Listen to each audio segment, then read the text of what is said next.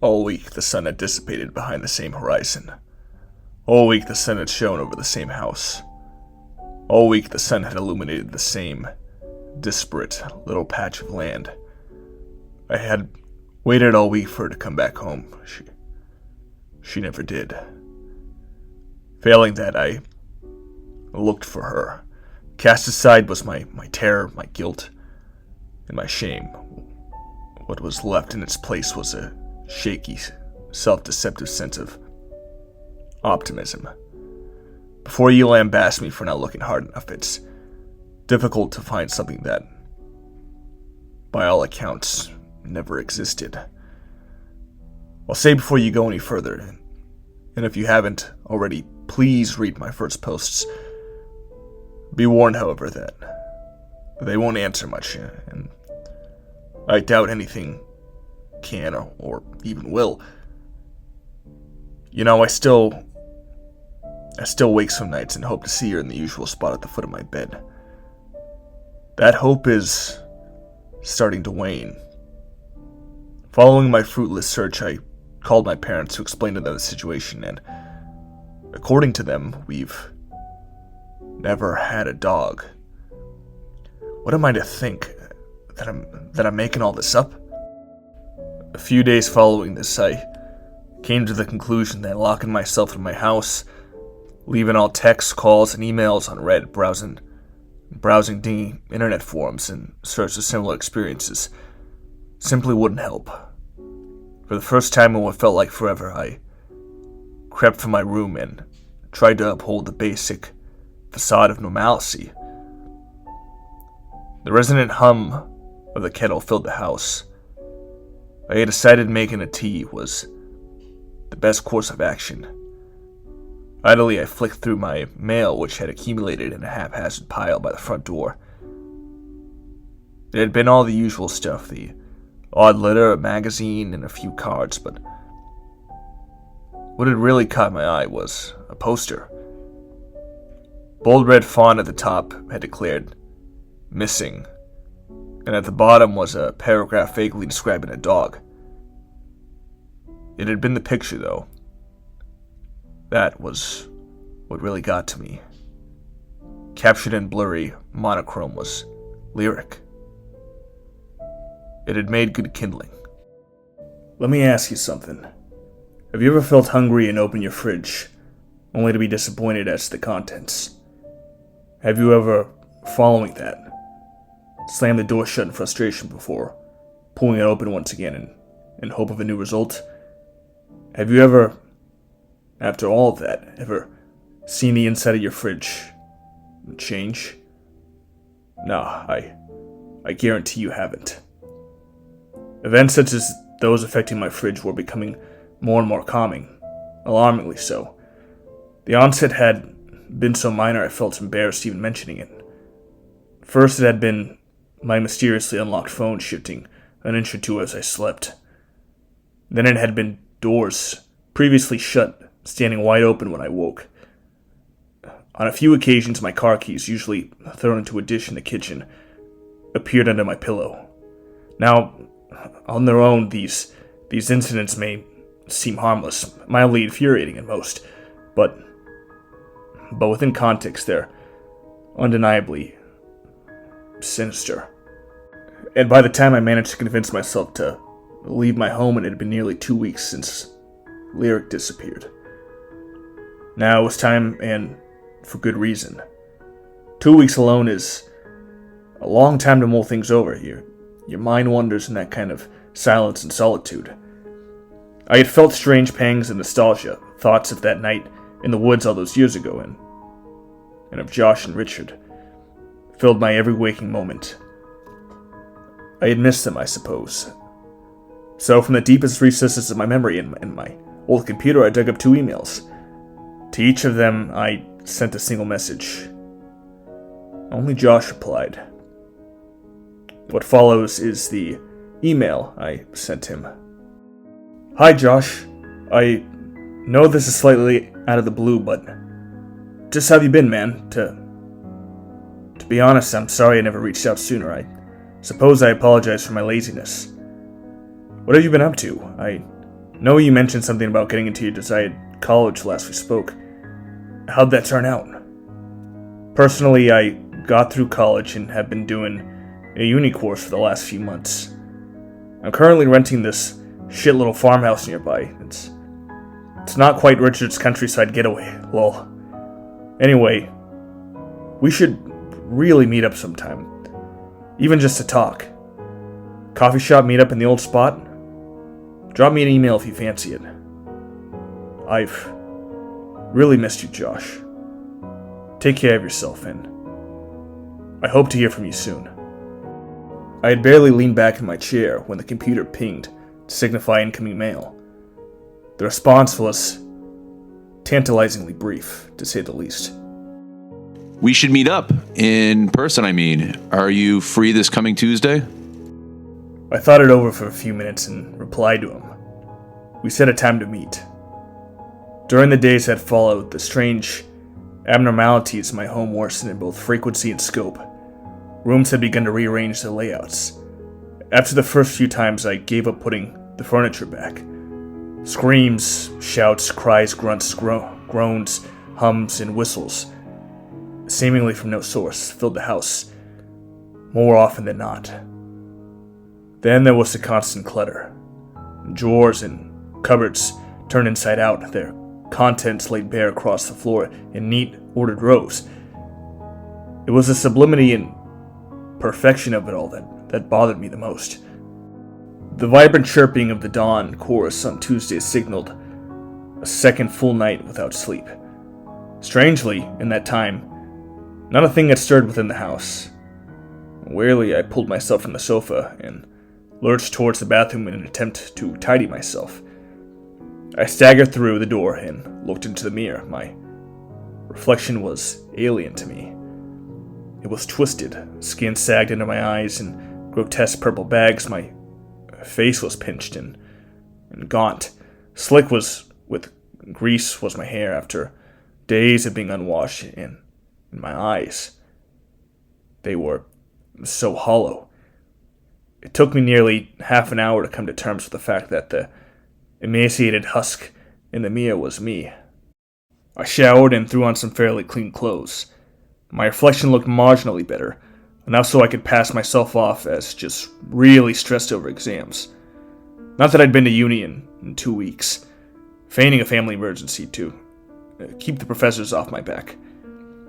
It was nearly midday by the time I had found my keys, tucked in an old shoebox under the bed by my mysterious room-arranging guest.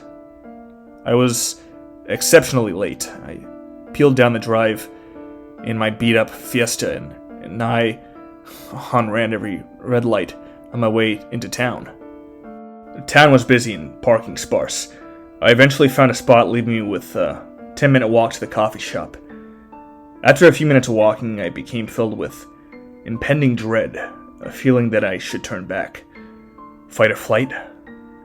People drifted past me, fading into a constant stream of color and noise. Thought after thought tore through my mind as I weighed every possible consequence of what I was about to do. The world became hazy. The constant blaring of a car horn ripped me from the waking slumber, and I realized I was stood, frozen, in the middle of the road. My heart fought the confines of my chest, pounding in my ears, feeling as though it would spill from my throat. I struggled against the impulse to retch, to gag, to vomit. My vision blurred and spun as the headlights of the oncoming car distorted into blinding strobe lights. Its incessant horn blocked out all sanity. I'd wince at the sudden cacophony, and my vision had ceased altogether. My legs buckled. I drifted into nothing. My head hit the concrete. I think it was the breeze that woke me. It gently pushed the hair from my throbbing brow behind my ears and caressed my flushed skin. My mind was rendered silent and hushed. My heart was calm, and the furious pounding that had moments earlier assaulted my ears was replaced by a dull thrum. I was discarded on a bench in a park, some distance from the road. Gazing upwards, I sat for a minute or two before I stirred. It It was the usual dirty English sky, steel gray and cloud-mottled. I finally reached the coffee shop a few minutes later. In the near decade since I'd last been there, it hadn't changed at all. I was late, and I hoped Josh hadn't left. Luckily, he hadn't. Much like the dull fluorescent lights and suspiciously sticky seats at the chosen establishment, Josh hadn't changed a bit. Sure, he was older, taller, and all that, but it was still irrevocably him. He sipped at the steaming cup in his hands, wincing slightly at the hot liquid. Then he saw me. Holy shit. His voice trailed off for a few seconds as he assessed me, head to toe, his eyes lingering on the swelling above my eye. Well, how the hell are you? I mean, my God, man, you haven't changed a bit. I chuckled softly at his remark before taking the seat opposite him. Settling into the chair, I slipped off my jacket, throwing it into a heap on the floor beneath me. I could say the same thing about you. I guess I'm fine, all things considered. You? Looking up at him, I was met with a toothy grin. He took another sip of his coffee and sighed one of his usual exaggerated sighs. He was exactly like I had remembered, actually. My good friend, I am doing wonderful. And what are the chances, huh? That we end up here again, together. I mean, we're only missing Richard. Following his comment, he whistled over the nearest waitress, a young woman in her early 20s. Her face had scrunched up into a scowl at his brash nature before she spat out a generic request for his order. My face had been similarly scrunched up in embarrassment. This side of him was entirely new. I had tried to communicate an apology through eye contact as she took my order, but I don't think she noticed. Josh and I chatted for a little while, getting all sentimental and whatnot. It had felt good just to talk.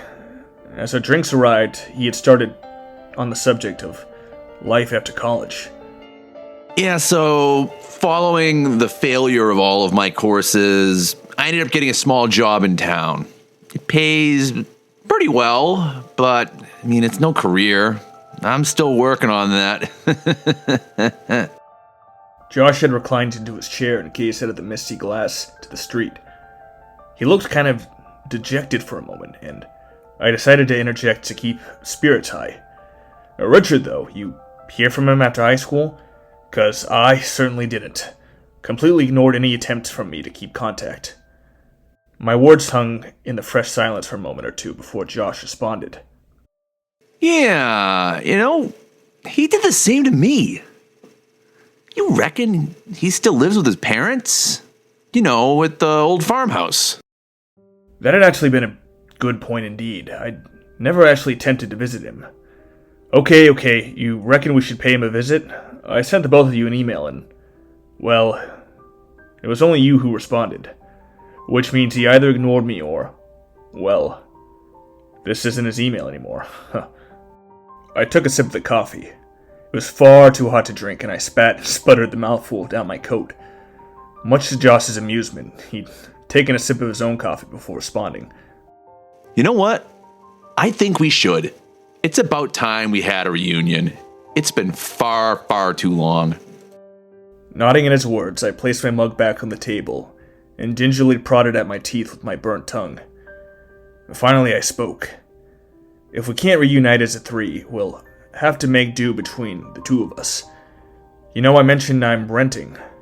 Would you be interested in coming over sometime? He nodded curtly and summoned the young waitress over again, mentioning that he needed a pen. We each scribbled our details on the napkin before he returned the pen, wrapping it in another napkin as he did so. Slipping my address and phone number across the table to him, I asked, "Why didn't we just use our phones?" Chuckling and gesturing to the waitress, he responded, "Well, I wanted to give her my number." Oh, Josh. I rolled my eyes and we continued chatting for a few minutes more. As he reached the dregs of his coffee, Josh spat what was left into the mug. Grimacing and wiping the ground from his lips, he set the cup on the tray, taking one last look at the white porcelain. Abruptly, he froze, gaze meeting mine, eyes almost bulging from their sockets. The suddenly pallid skin of his face taut. He stood up, yanked his coat from its place on the back of the chair, and left. I sat there stunned, confused. The bell above the door chimed vigorously as it slammed behind him. The drama of Josh's exit had caused everybody in the cafe to turn and face me. Expressions pointed in accusation. I continued to slump in my chair, deathly silent. My fingers gripped the edge of the table, knuckles white from exertion. I wrestled back control, grabbed my coat from the floor, and stood to leave. As I did so, my eyes fell on Josh's empty coffee mug. Beneath the slop of Josh's dregs, and scratched into the bottom, were 2 tallies. Wallet pulled from my pocket, I thrust a few crumpled 10-pound notes into the startled waitress's hands and stormed out. Down the street I ran. I made it back to the car in just under 3 minutes. Throwing my coat and myself inside, I, with shaking hands, tried and failed to get the key into the ignition. The drive home was silent. As I pulled up the long, interminable drive to my home, I paused for a moment and audibly asked myself, am I really about to do this? I don't know why, but I genuinely thought meeting with Josh would fix things, that he would declare he had experienced what I had and would give me the magic cure. Instead, it would seem I was only partially correct. I met sleep the instant my head hit the pillow that night. When I eventually woke to the gentle vibrating of my phone upon the nightstand, I'd lay there for an interminable amount of time. In lucid flashes, the previous day's events returned to me as I remained immobile and meticulously tucked into bed. Exhaling, I threw off the covers and answered whomever was calling. Hello? Who is this? There was a brief silence before a muffled voice responded. Hiya, this is Rachel. Her name rang absolutely no bells for me, and I told her so. Pausing again for a brief moment, she continued. I'm Josh's mother. Don't you remember me?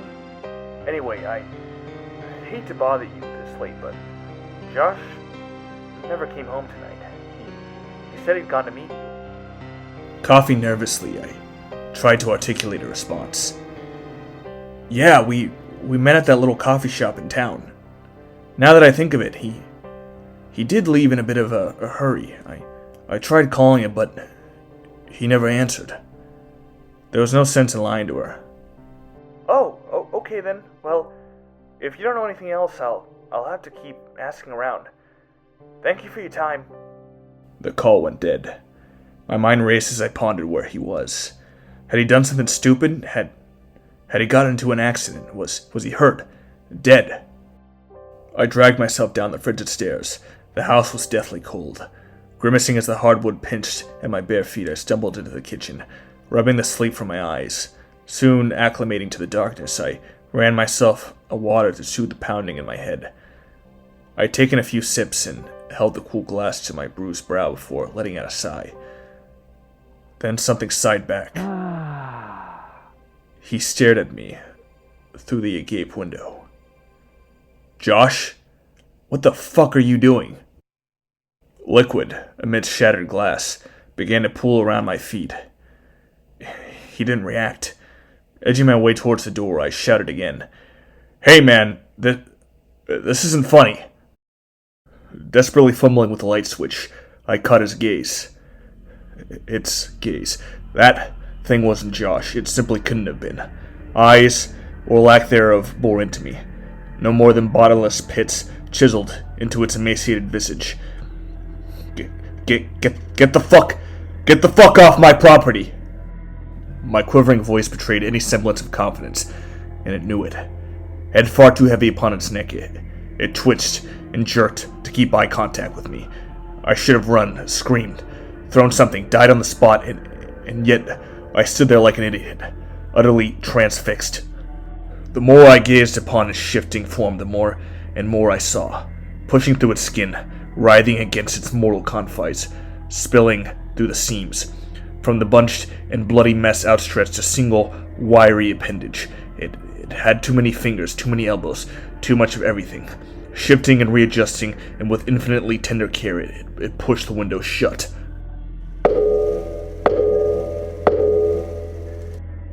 They came against the glass in soft raps. It was an all too familiar sound. Through the window I heard it, cracking and popping, muscles tearing and reforming. Its breath was hot against the window, fogging up the pain. Then it spoke. It had been a poor attempt at a human voice, monotone, static, utterly devoid of life. You have to let me in. You have to let me in. You have to let me in. Broken glass crunched underfoot as I forced myself to move, shambling against the doorframe in the process. Behind me, angular fingers pressed into the condensation, as if reaching out in pursuit. Into the pain they etched a single tally. Help. Help. You have to help me. Thundering up the steps, I ignored its now incessant cries. Why are you leaving me? Why are you leaving me? Help. Let me get to the bathroom, swearing amidst trying to pull shards of glass from my feet. I collapsed against the wall, writhing and gasping for air on the floor. I fought to regain control, to focus my eyes and to soothe my head, just to breathe. It's me. Josh. Josh. Josh. You have to let me in. Clasping both hands over my mouth, muffling my whimpering, I strained to hear it. Where are you? Where are you? Where are you? Now pounding against the kitchen window, its words rendered no more than a series of low guttural strains and screams. Crying out in response and pulling myself to my feet, I threw open the bathroom door, and with what strength I had left, I screamed, "I'll kill you!" That was all I could think to say. Like a blown-out speaker, it sputtered and silenced. I could hear its hands scrape down the window as it pulled away, like nails on a chalkboard. Slumped against the doorframe, I let out a quiet revelries. It was gone. For a few moments, at least. The silence was euphoric, and I couldn't help but cry. Hot tears stung in the corners of my eyes. I hadn't bothered to wipe them because there came a knocking on the bathroom window.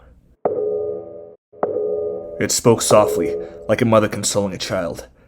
3 little words. In my voice. "I'll kill you." 1, 2, 3, 4. I counted each second as it passed, each an eternity of its own. Idly I sat, crumpled in a twisted heap on the wooden floor, scratching. For hours I'd scratched till my nails were gone and my fingertips were raw. Deep and deeper still into the wood. Anything to fill the silence, anything to escape from it. Etched over and over again, deeper and deeper into the floor, was a single tally. Today, the sun rose over the horizon. Its feeble efforts to dispel my unease are appreciated. I'm on my back, entombed in grass. Cloudless blue skies stretch far above me. It's a pleasant change to the dreary, gray expanses of the last few days. Trees rock in the breeze, calmly and gently. Everything is right with the world. All this time has given me a great chance to ponder things. The tallies, for example, swaying softly in the wind, is that tree. A single tally etched into its bark. First, it was 3. Then it was 2. Now it's 1. I know why Richard never answered my emails and why Josh won't respond to my calls. They're both dead, and soon I will be too.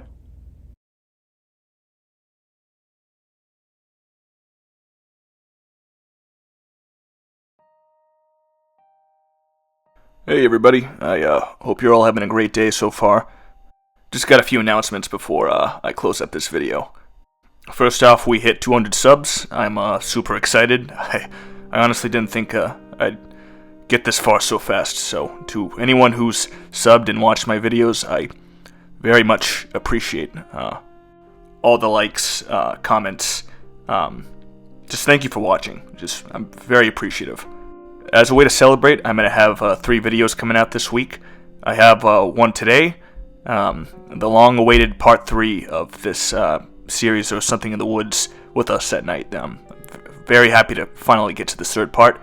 The wonderful author of this series has told me in DMs that he's working on getting part 4 out. So as soon as he gets that out, hopefully within the next few weeks or few months, I'm going to be covering that. And also, I'm going to be starting a new series. I'm going to upload the video tomorrow, either tomorrow or Friday. It's a 2-part. It's called Don't Ever Visit the Black Forest. It's super eerie so far, so I'm excited for its launch. I'm going to be coming out with part 1, like I said, either tomorrow or Friday, and part 2 should be out next week. Second, I worked with a fellow narrator on this one called The Lore of Magnetti. Very awesome, underrated channel, awesome voice. What's pretty cool about his channel is not only does he narrate these stories, but his videos are also very visual. So if any of you are looking for a different format, not only just listening to the videos, I mainly just do auditory, but you also want to watch something to go along with it, I highly recommend his channel. I'm going to be leaving a link to his channel in the description, and I'll also be making a post about it. Thank you, Magnetti. You're awesome in this video. I'm hoping to have you on this channel, again in the future. If you guys enjoyed the video, leave a like, comment, and if it so behooves you, subscribe. You guys have a good night, and stay tuned for more stuff. Thank you, and take care.